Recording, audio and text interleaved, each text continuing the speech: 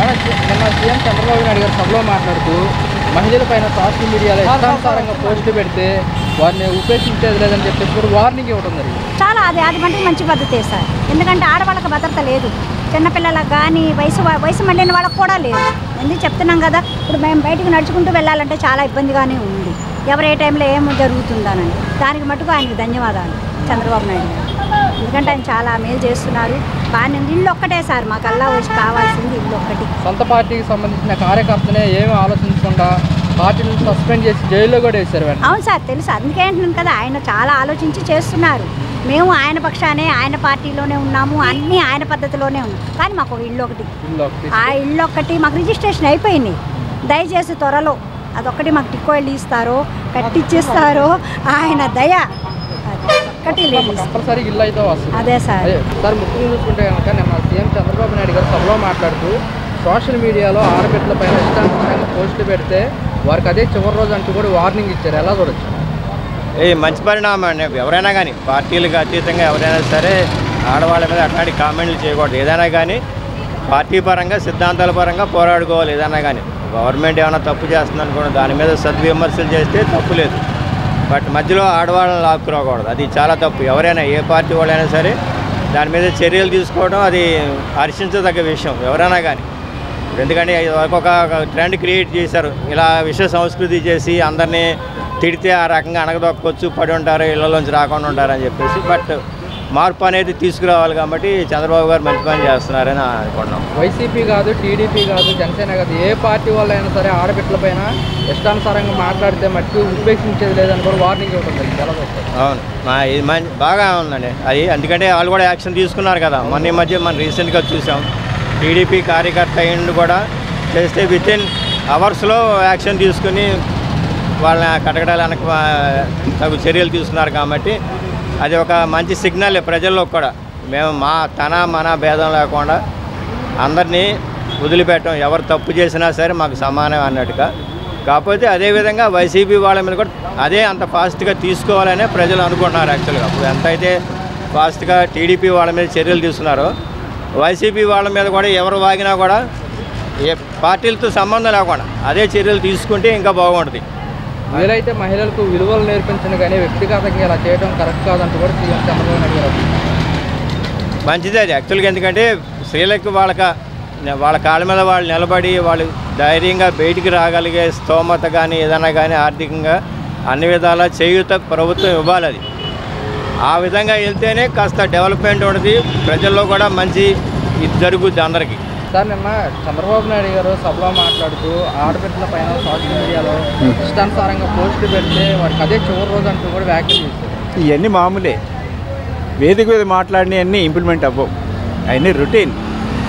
నేను మాట్లాడతా మేకిస్తే అంతే. అంటే ఆ కార్యకర్తను అరెస్ట్ చేయడం జరిగింది, పార్టీ నుంచి కూడా సస్పెండ్ చేయడం జరిగింది. అలాగే అప్పటి వరకు అది, తర్వాత మళ్ళీ బయటకు వచ్చేస్తారు. అలాంటి వారికి అదే చివరి రోజు ఆడపిల్లల్ని విలువలు పాటించాలి, విలువలు నేర్పించాలంటూ కూడా చంద్రబాబు నాయుడు గారు. ఏం చెబుతామండి, ఇవన్నీ ప్రతిసారి ఇదే చివరి రోజు అంటారు, ఇదే మొదటి రోజు అంటారు. జరిగిన ఎక్కడే కనపడలేదు.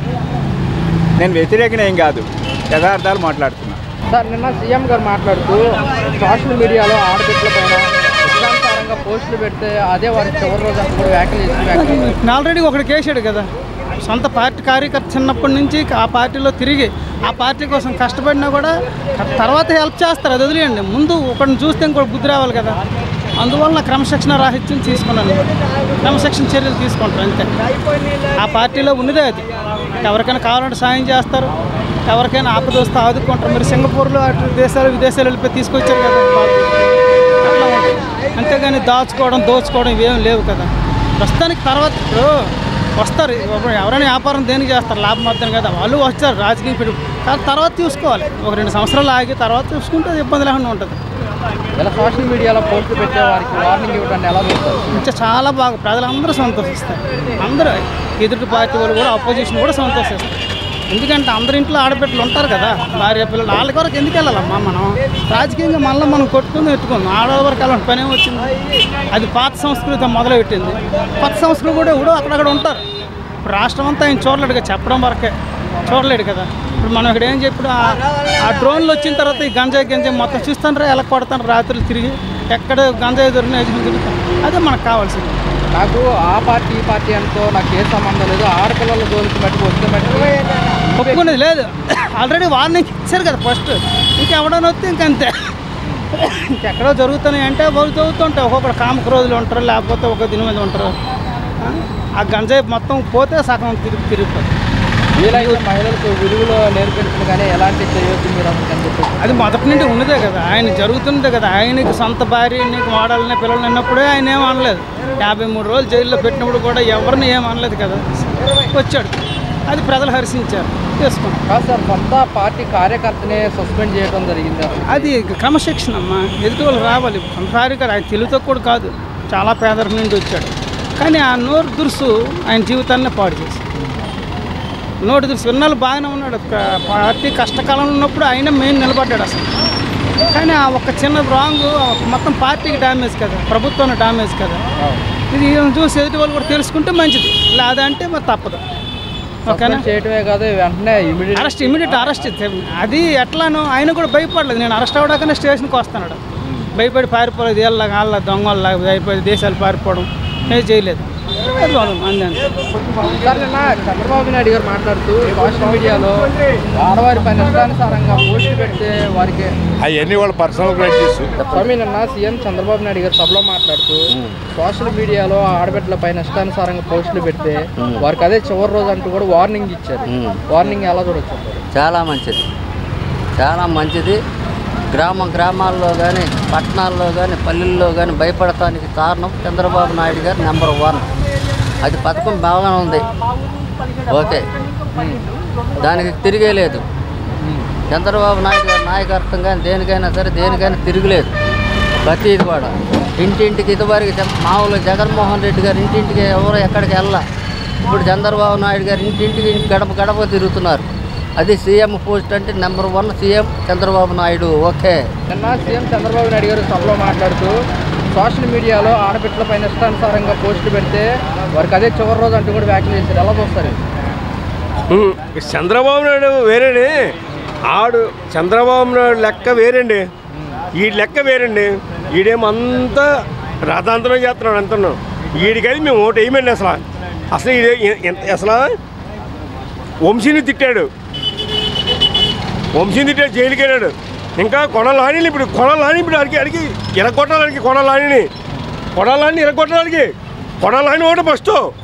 ఇంకోటి మళ్ళీ రోజా దానికి గుడ్లింపు తనాలి రోజాకి వీళ్ళకి ఎలా తిట్టింది రోజాకి. మరి టీడీపీకి సంబంధించిన కార్యకర్తలే అరెస్ట్ చేయడం జరిగింది, పార్టీ నుంచి కూడా సస్పెండ్ చేయడం జరిగింది కదా. అదే ఏదైనా సరే రోజాకి ఒకటి మెయిన్. పార్టీ పరం కాదండి. ఎప్పుడైనా సరే మనం అభివృద్ధిలో ఉండేటప్పుడు మనం పద్ధతిగా ఉండాలి. ఏదో మనం నోరు బారేసుకుంటే అన్ని రోజులు మనం కాదు. అవునే కదా, నేను ఉన్నాను అన్ని రోజులు మనం కాదు. ఓకే, ఇప్పుడు మాజీ ఎంపీ విజయసాయి రెడ్డి బీజేపీలోకి వెళ్తున్నారని కూడా. బీజేపీకి వస్తే టీడీపీ వస్తున్నాగా. టీడీపీకి వస్తున్నారా? టీడీపీ వస్తున్నాగా. మరి ప్రచారాలు జరుగుతున్నాయి. మరి వెళ్ళిపోయాడు అందరూ గొడ్లింపు తలుతారు. ఇంకా ఇప్పుడు రెడ్ బుక్ ఉంది కదా, రెడ్ బుక్ ఆ రెడ్ బుక్ అందరూ పెడతారా? Red book